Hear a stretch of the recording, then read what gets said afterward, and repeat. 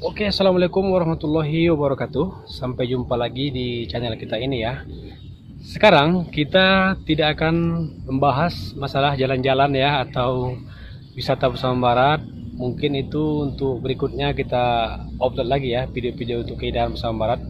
Karena itu sangat bermanfaat ya untuk supaya teman-teman sekalian bisa mengetahui bagaimana keindahan bersama barat ini yang sangat luar biasa. Nah, hari ini kita membahas anggur Jaboticaba atau anggur Brasil ya. Anggur termasuk anggur impor juga.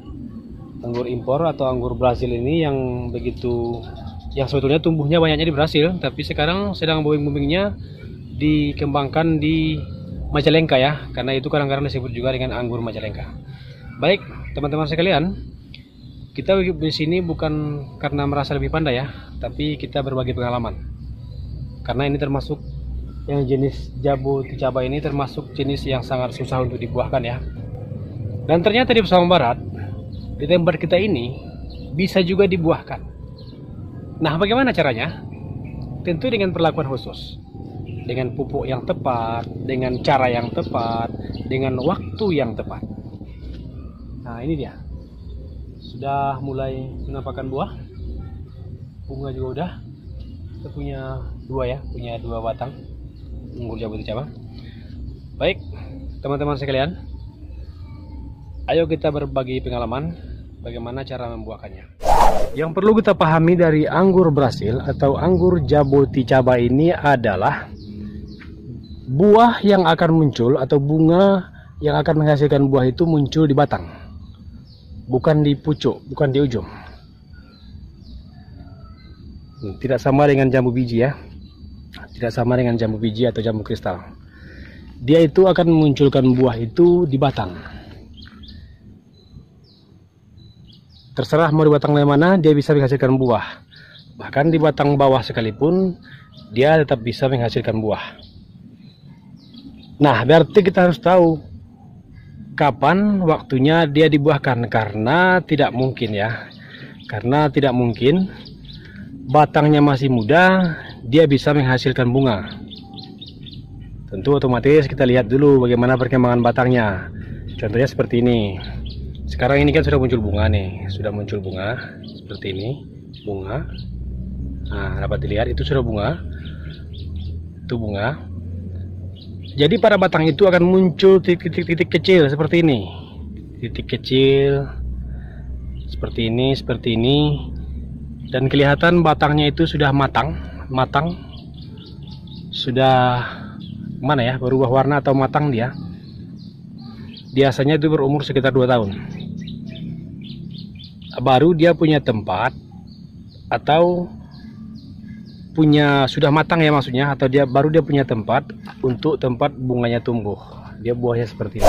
Jadi untuk tanaman anggur Brasil atau anggur Jaboticaba ini, dia tidak sama perlakuannya dengan anggur impor.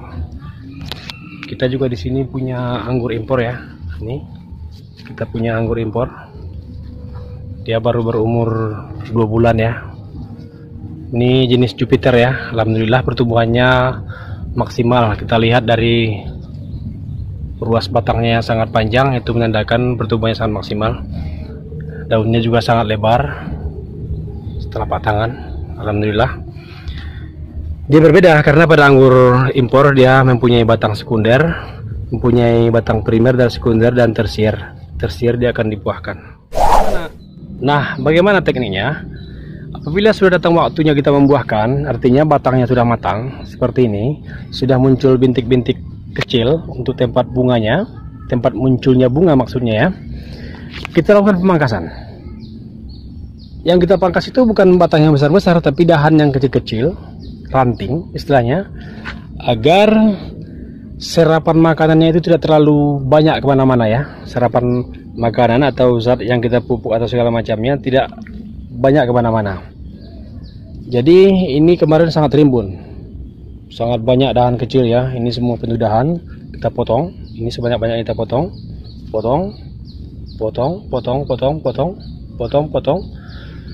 Baru kita lakukan pemupukan.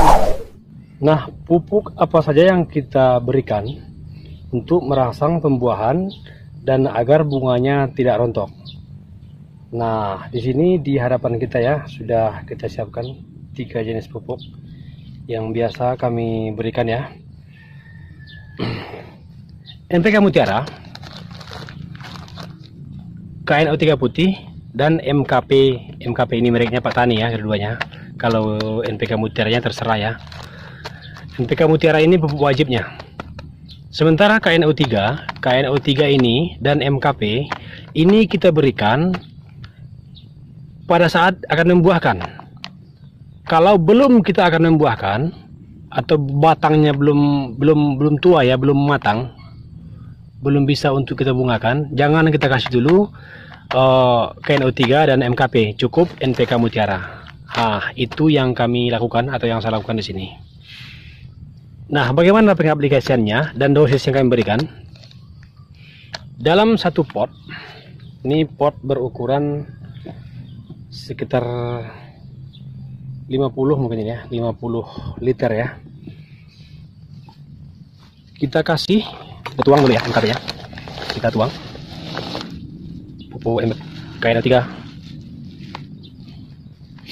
Nah, KNO3 nya kita tuang dulu ya. Kita masukkan.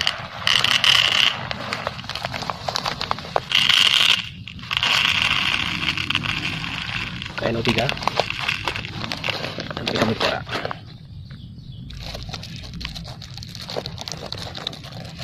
Kita tuangkan lagi NPK Mutiara. NPK Mutiara 16. Ini pupuk wajibnya ya. Ini pupuk wajib. Bagaimana pengaplikasiannya?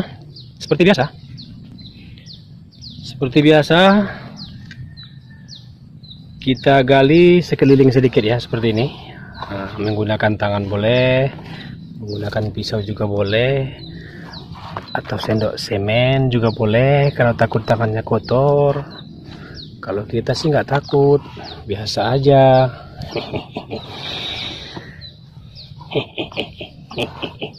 Nah, ya seperti itu ya. Baru kita ambil NPK Mutiara, MKP, sini. Kita ambil 1 sendok ya, 1 sendok makan.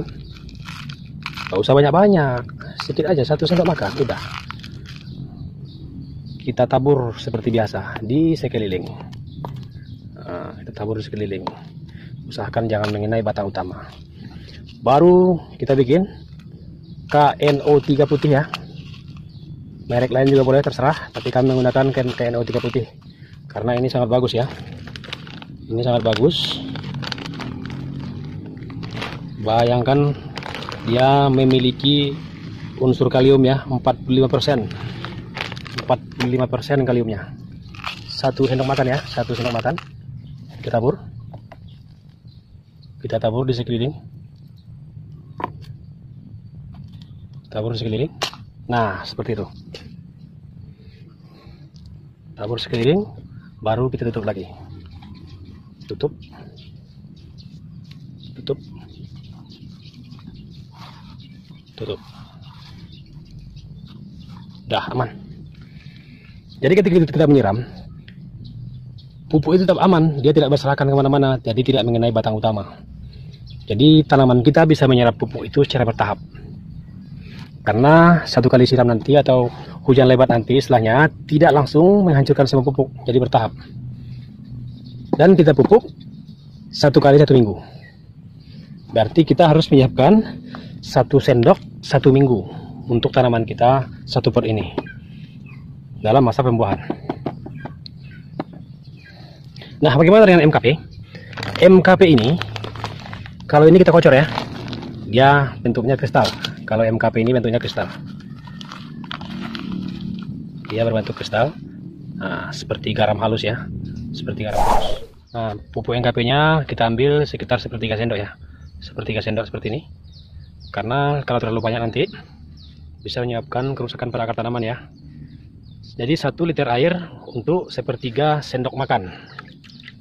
Kita kocor, kita aduk-aduk, digoyang-goyang terus sampai kita perkirakan dia sudah hancur ya. Diaduk-aduk terus, digoyang-goyang terus Sudah itu langsung kita siapkan satu cangkir ya.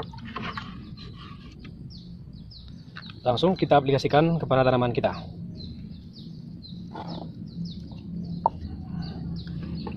Dua juga boleh. Mengenai batang juga nggak masalah, tapi kami untuk lebih amannya selalu kita bikin di sekeliling ya, seperti ini. Nah, seperti itu. Pupuk MKP ini sangat bagus ya untuk tanaman.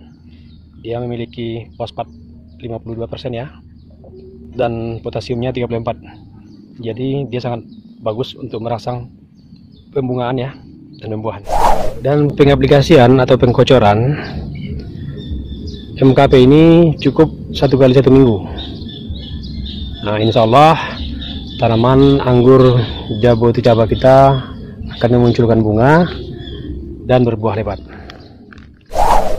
Baik teman-teman semua, sekian dulu video kita ya, review singkat kita tentang bagaimana membuahkan anggur Jabo Ticaba ya. Bagi Dunsana Sadonyo yang ingin mengetahui lebih dekat, silakan berkunjung ke tempat kami. Atau Dunsana atau dongan-dongan semuanya yang rasanya kurang paham atau kurang pas, ya silakan tinggalkan komentar di bawah ya. Silakan tinggalkan komentar di bawah.